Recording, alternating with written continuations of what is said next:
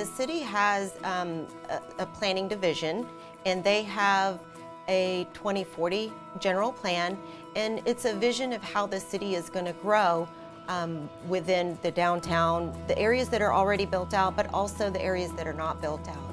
And within that, there's also design standards so that there's connectivity if you want to go from point A to point B, whether it's a mile down the road or 10 miles down the road, and the infrastructure to support that. The infrastructure can be the roadway network, but it's also the sewer system, the water system, and making sure that you have enough capacity for that growth. So, you know, at a higher level, it starts with planning and entitlements, and then my group actually implements those master plans as live projects for construction. Vision Zero is a traffic safety philosophy that rejects the idea that crashes are accidents, that they just happen. And it embraces that they are preventable, avoidable incidents, that if we evaluate how they happened and where they happened, we can prevent them through systemic change. The City of Sacramento adopted our Vision Zero action plan in 2018, I think. And through that, the plan outlined 40-something actions for us to take. So they spanned from education to engineering to policy changes and things like that. And so from the engineering side of things, we implemented school safety zones. So all across the country, it is standard for a school zone to be 25 miles per hour.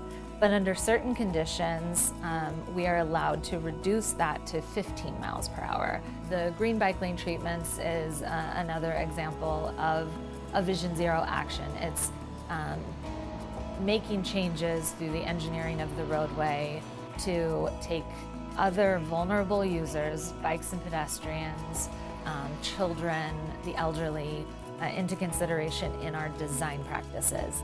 Cutting edge technology, we use parking programs and policies that other cities aren't doing yet. We have 5 city-owned parking garages, but we manage parking for 80 locations. So we've been able to increase our supply from 5,000 to 25,000. So it's a huge impact that we have with the City of Sacramento to be able to offer parking in these private property lots where we never used to be able to. My job with the City of Sacramento is unique. I'm one of 10 supervisors. With mine being unique, I'm one of 10, and I have the position where I touch all facets of the division, except for bin maintenance.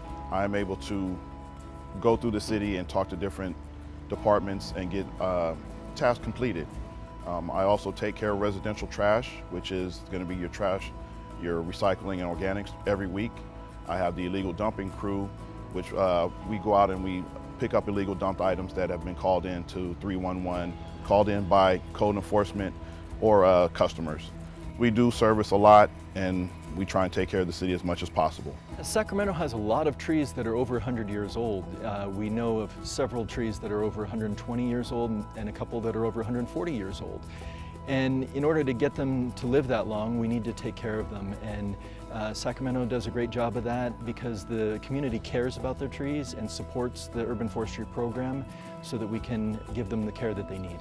This last winter in 2023, we had an unprecedented series of atmospheric river storms that lasted almost 3 months and had winds that topped out at almost 70 miles an hour, which were hurricane force winds.